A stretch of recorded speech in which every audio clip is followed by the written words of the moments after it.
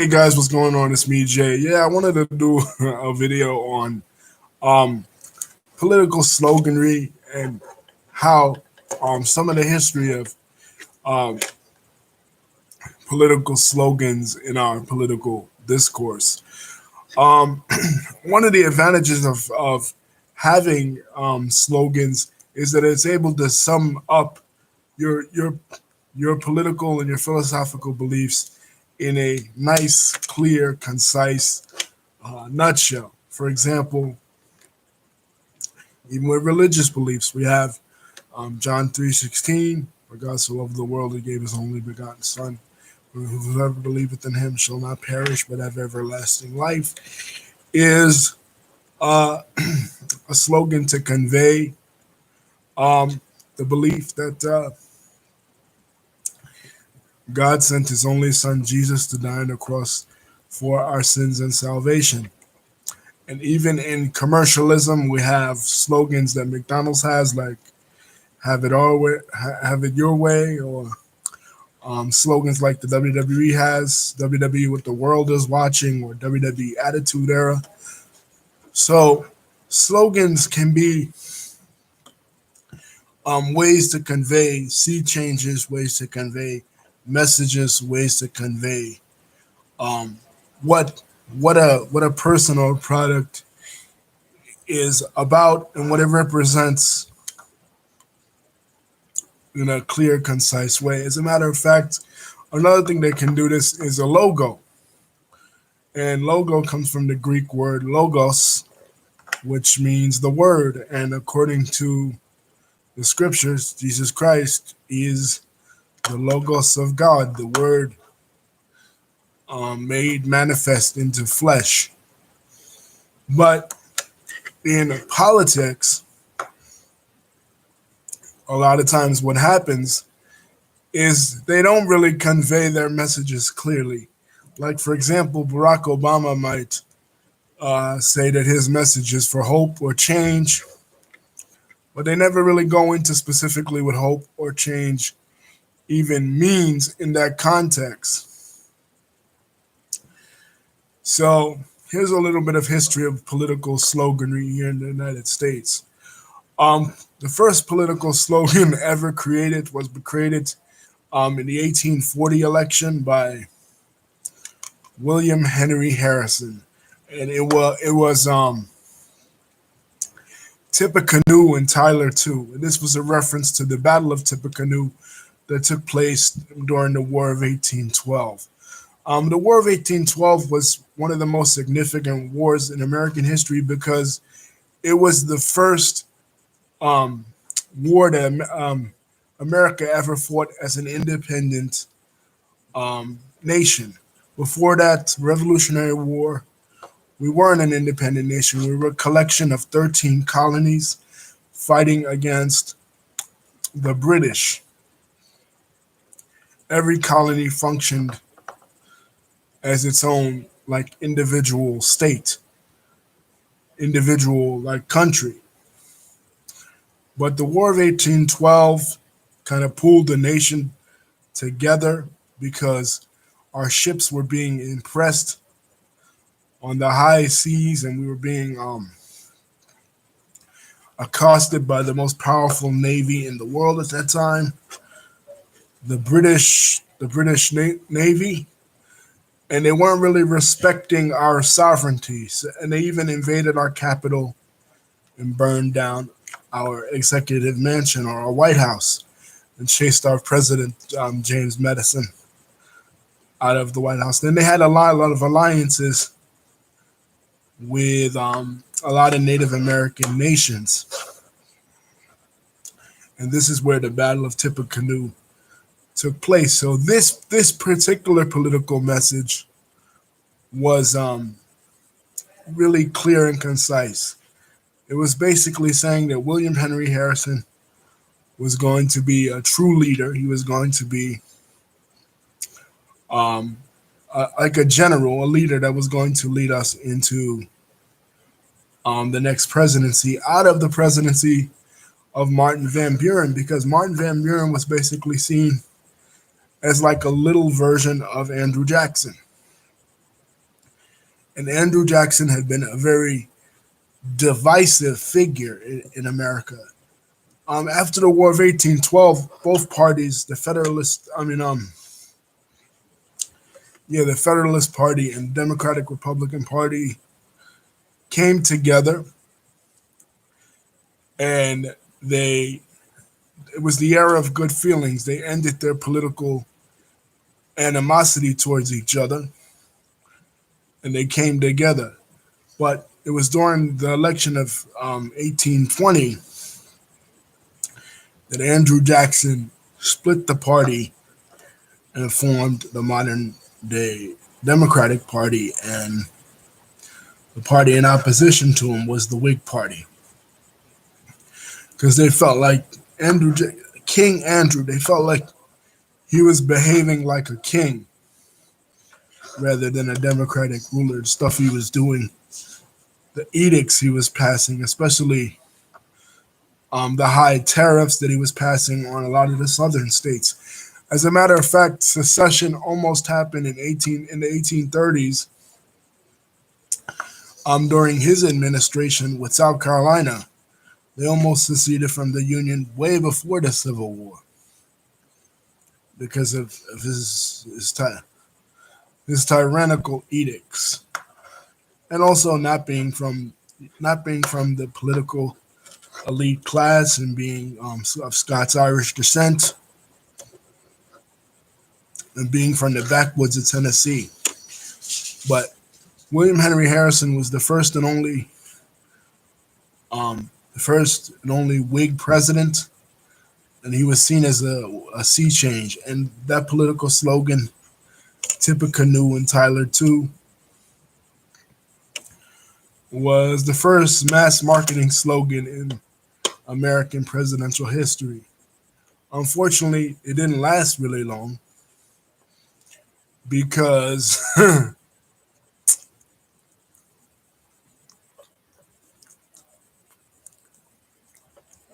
excuse me, because William Henry Harrison died as a result of pneumonia. It was cold the day he had his inauguration. Of course, inaugurations are done in January, and it was a cold Washington, D.C. day, and he didn't have a coat, and he caught pneumonia and died, and he was only in office for like a week. You know what I mean? So that slogan, although it communicated clearly to the people his message and his objectives, it didn't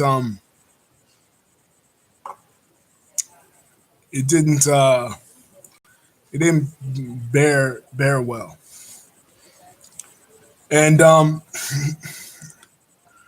another one of my favorites is "Morning in America" by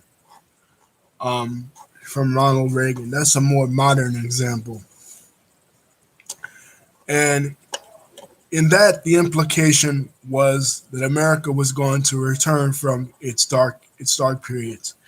After the assassination of John F. Kennedy in 1963, America went through a lot of tumultuous changes. We got more deeply embroiled in the Vietnam War. The Vietnam War, of course, was a proxy war between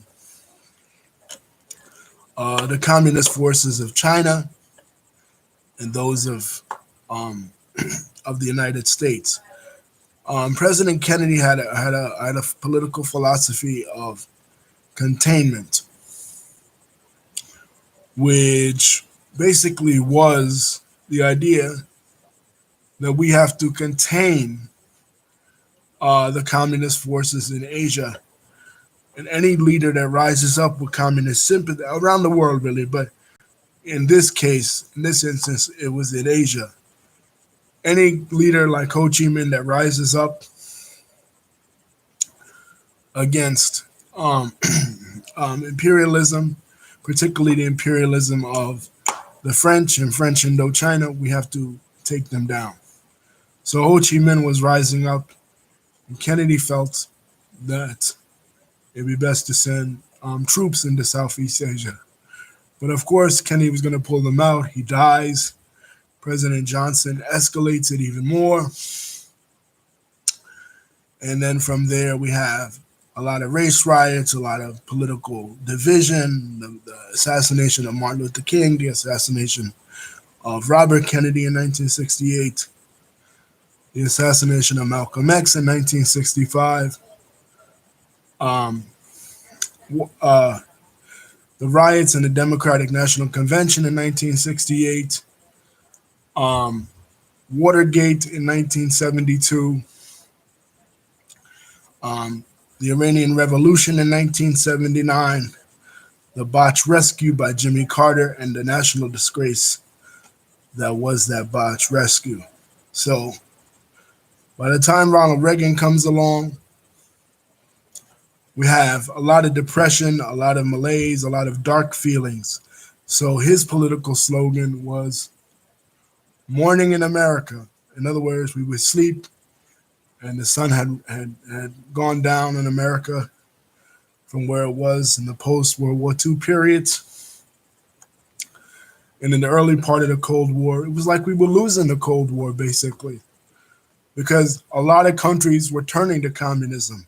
China was turning to communism. Cambodia was turning to communism. Vietnam was turning to communism. Cuba was turning to communism in 1959. So it was a really dark period for America and for the Western world.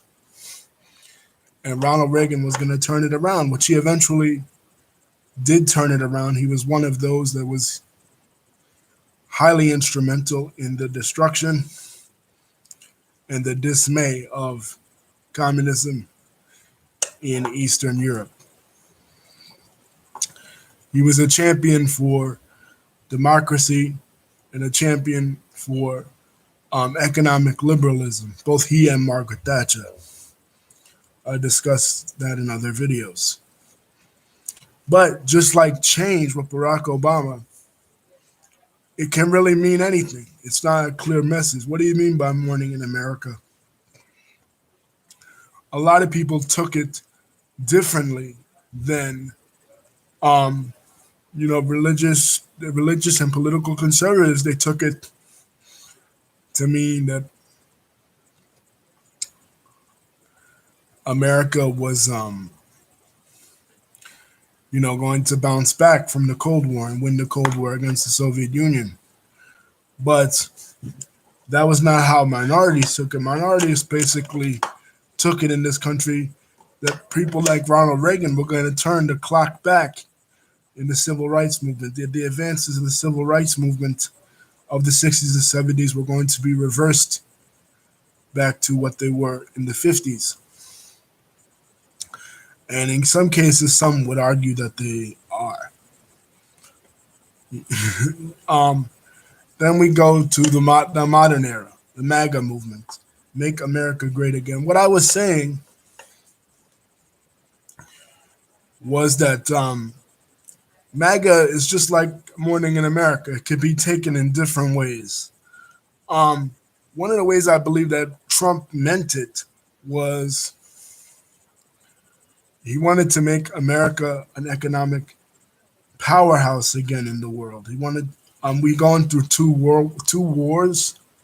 The war in Afghanistan, the war in Iraq, and during that time, China had liberalized its economy. China had become more economically free, not necessarily politically free. They're still a communist country, but they become more economically free, more economically viable. So Trump wanted to return America back to where it was as an economic superpower after World War II, because when World War II ended, you basically had two powers left standing: the United States and the Soviet Union. Countries that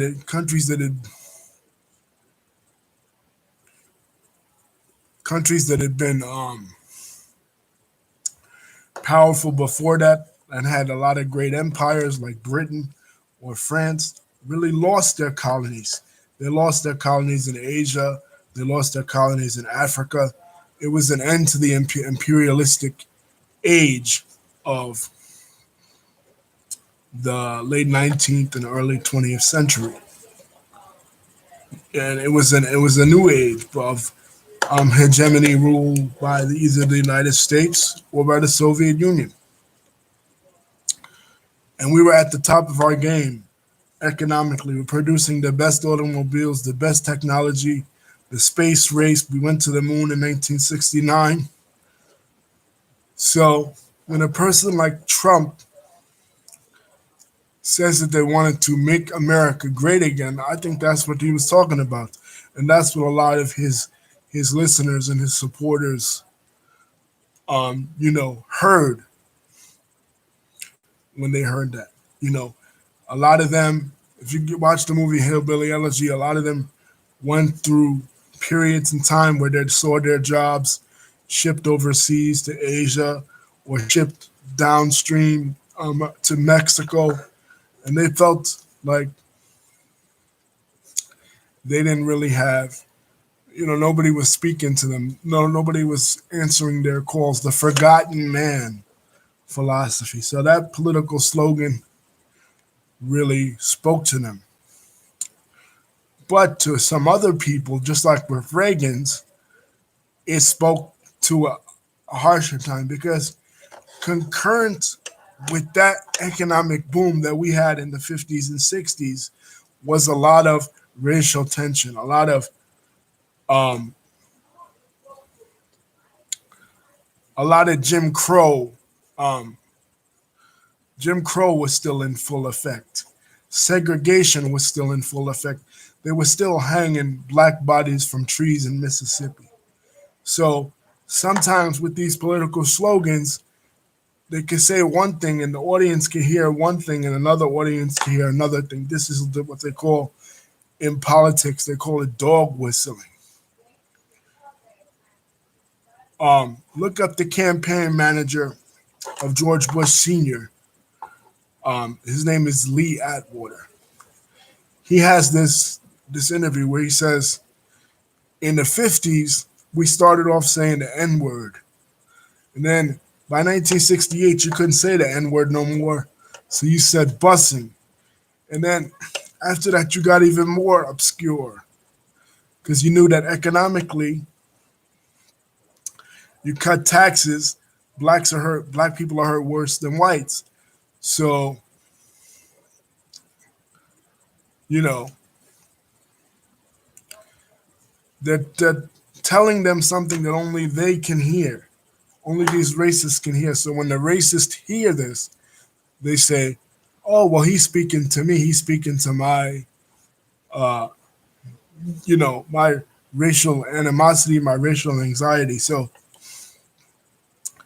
in the early 1960s, when a person like George Wallace would say, "Segregation now, segregation tomorrow, and segregation forever," that was clear. That wasn't there was no ambiguity in that. You know what I mean? But they had to get by the time they got to Nixon and then they got to Reagan and all those guys, they,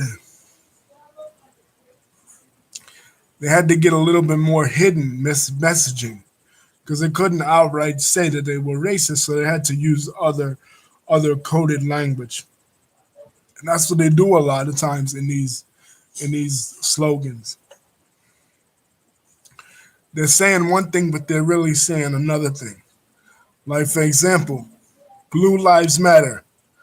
Of course, Blue Lives Matter. You know what I mean? Like, cops have a rough job, and nobody's saying that they don't. But why say that when we're pointing out police brutality? Why try to say only only cops matter? What about the victims of the cops? You know,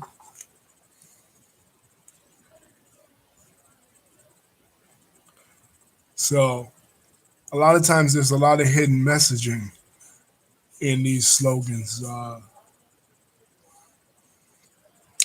and people project onto these slogans what they want. in their lives. So they might hear the word hope and change from Barack Obama, and they might, to them, that might signify a change in the racial attitudes towards African Americans, or that might signify the first Black American president, or that might signify an end to all the wars in the Middle East. They might feel like "Make America Great Again" is it means make America great again economically or militarily or whatever your hopes and dreams and your aspirations are, you project that onto that political slogan. It's just like with religion. Okay? Somebody might be reading the Bible and they might interpret one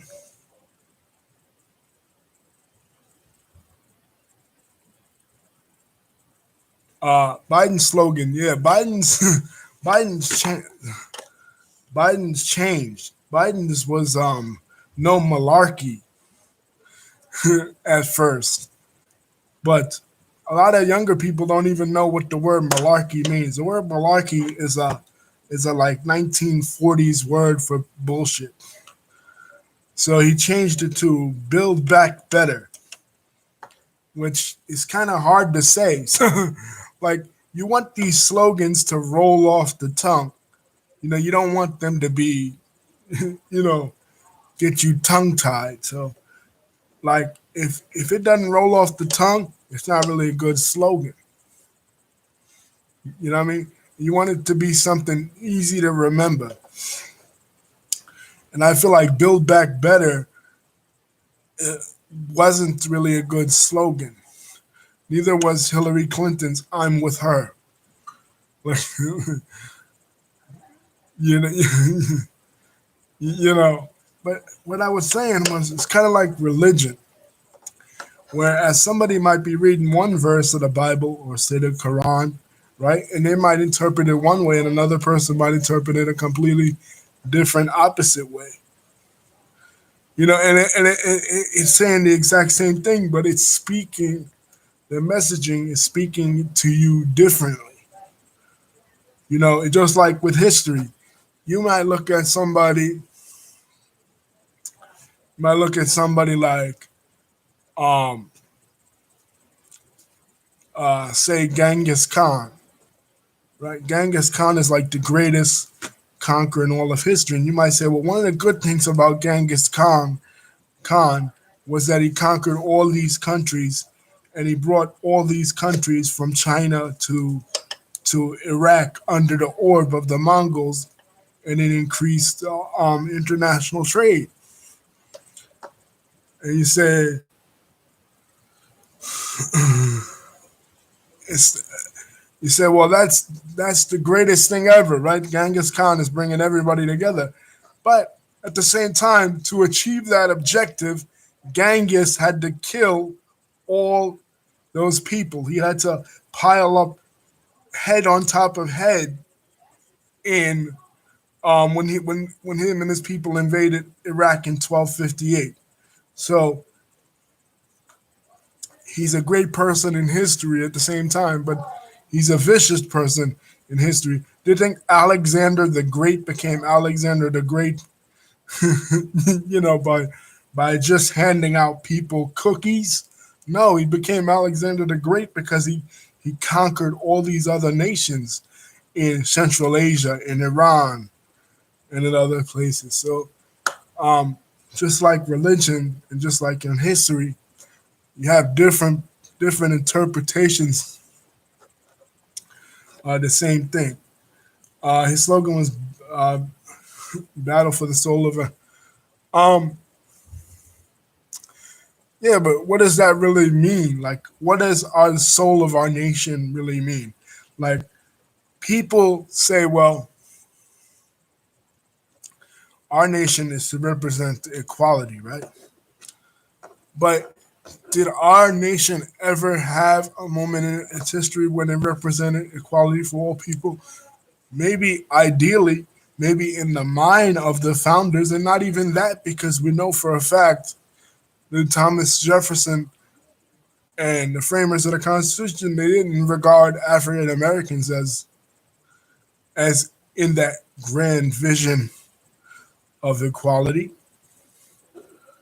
We know they know for a fact they didn't. You know what I mean? So when people say, well, our nation it represents, liberty and justice for all, but does it really, or did it ever really?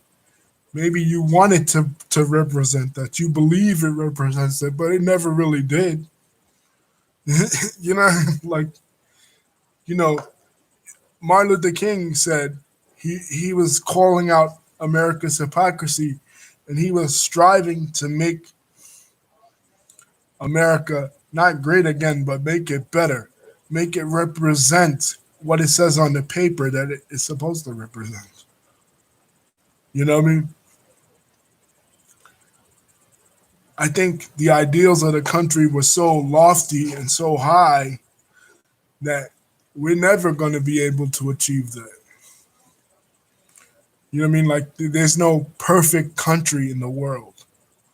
You know what I mean? Because we're perfect human beings. We're fallible mortals. So we will continue to fail. But to pretend like Biden did or like Trump did that there was ever a moment in our history when we were this moral this moral model, this moral paragon, this paragon of virtue. That was a time that didn't exist. When did that? When was that ever a thing? You know what I mean? Like, when? During slavery, during Jim Crow, during segregation. I mean, when? When? You know, it's like Camelot. Camelot is the mythical kingdom that existed in the King Arthur tales before King Arthur died. But it was not a real time in British history. There's no such thing. It was something written by Geoffrey of Monmouth. Something came out of his mind, something that was legendary. Shangri-La, the Shan dynasty in China, like a mythical time before time. You know what I mean? Like when all things were perfect. Yeah, there were times in American history when we worked together, we strived together. For example, World War II, when we fought against the Nazis, that was a great time in American history. But at the same time, while we were fighting the Nazis, we were fighting in a segregated army. We were fighting white supremacy while at the same time enforcing white supremacy with our own troops. So, I don't know about you, Lisa, but I would love to ask Biden as well as Trump, what is this mythical time that they're talking about that was this time when we all loved each other and sang kumbaya with one another. When was it? Did I miss this in American history? you, like, you know what I mean? Like, when?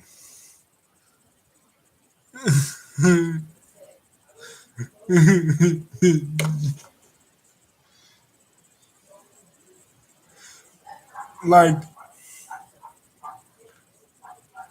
a real political slogan would be like, you know what?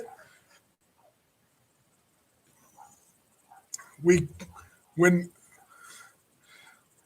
we may not be the best, we may not be number one, but we try. Like Avis, the delivery company.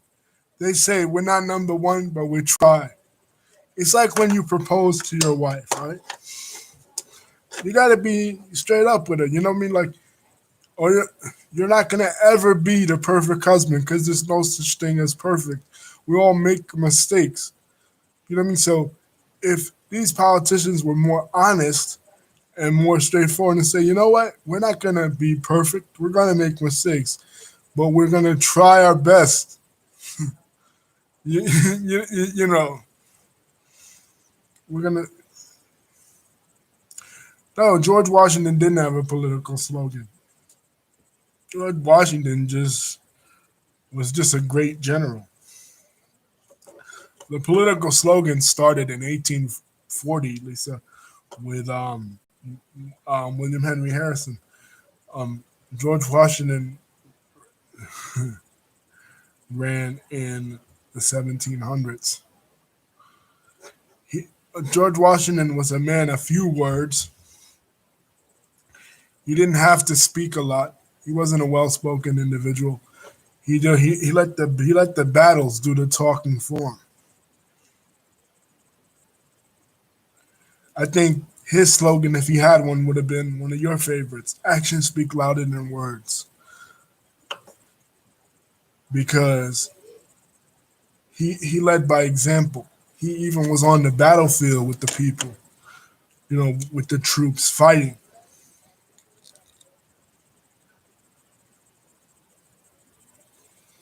Right. In the first election, no one ran against him. In the second one, um, people ran against him, and he won decisively.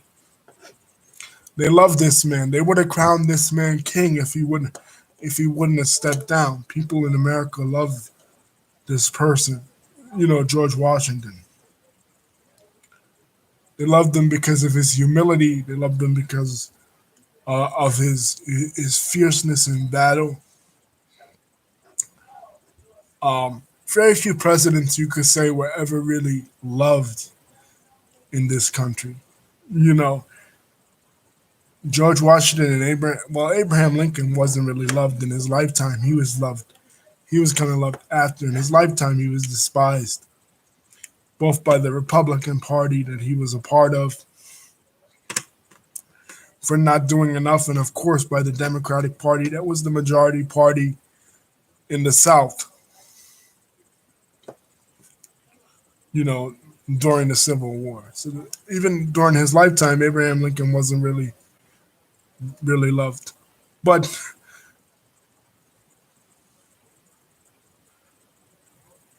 uh, my slogan would be like something like, something humble, like,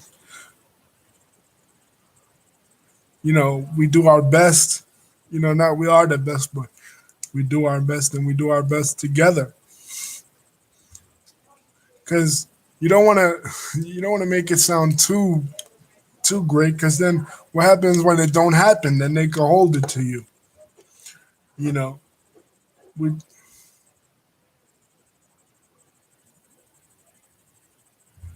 but if somebody were more honest, the public wouldn't love them, because see, American people like to be told things that can't come true. They like to be have sweet nothings whispered into to their ear. They love these kind of people. That just will tell you a bunch of empty words.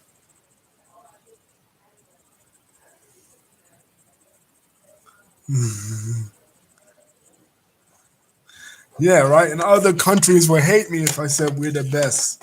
They'd be like, wait a minute, like that's why they didn't like Trump, because he was so arrogant, so conceited. You know what I mean? Like, other countries don't really like conceitedness, but the Americans love conceitedness. That's our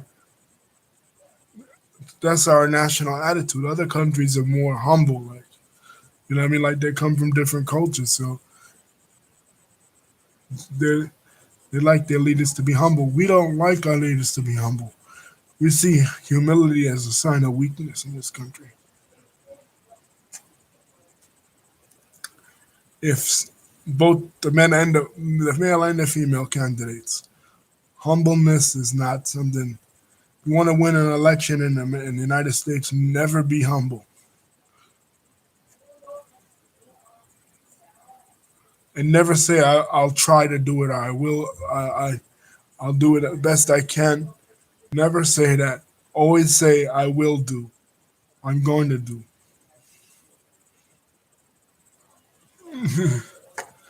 Trump's election proved that. Trump's election proved that if you could talk a good game, you could win. But you have to know what you're doing too at the same time. Because when you get there, what are you gonna do when you don't know what to do?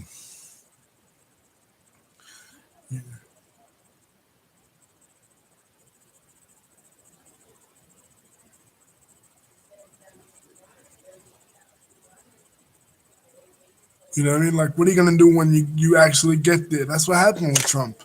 He talked a good game. He was a good talker, but he wasn't a good doer. You know, when it came time to do and shut up and don't talk and just okay, do what you said you were gonna do. He couldn't. He didn't know how. You know, it's like say somebody is you meet somebody online, right? And you're talking all this sexual stuff to them, all this nasty stuff. I'm gonna do this. I'm gonna do that. I'm gonna do you real good. I'm gonna be like I'm gonna blow your mind with my sexual skill. And then by the time you get there, you last 5 or 10 minutes and it's over. You know what I mean? Like that's what Trump was. I'm gonna do this. I'm gonna do that. I'm gonna do this. I'm gonna do that. I'm gonna do that. And when it came time to do, he couldn't get it done.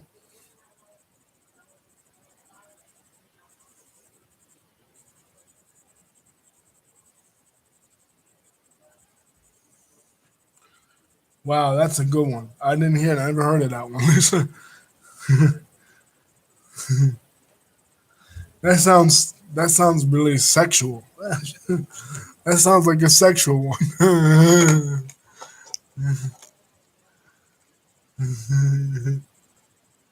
Too bad Franklin Pierce was one of the worst presidents we ever had. He was the president right before James Buchanan, and he tried to stave off the Civil War, but the tide was inevitable. It was going to happen anyway. But James K. Polk was a good, uh, well, not a, he was the president during the Mexican American War, in which we tripled the size of our country by taking half of the Mexican territory. So he was kind of good. And plus, Al Bundy went to a high school that was named after him. That he scored 4 touchdowns in one game. That's where I first learned about James K. Polk before I learned about him in school.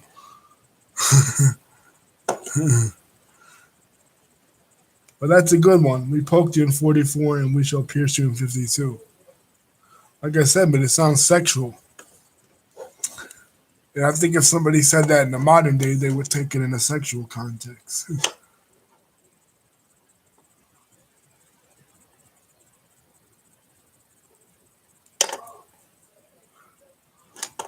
what was Kamala's one when she was running in primaries?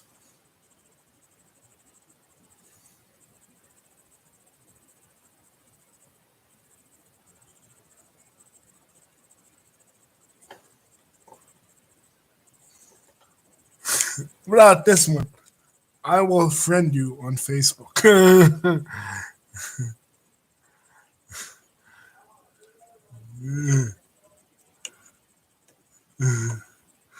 Mark Zuckerberg, if he ever run, I will unfriend you or I will block you. And then you could change the Queen song to we will block you.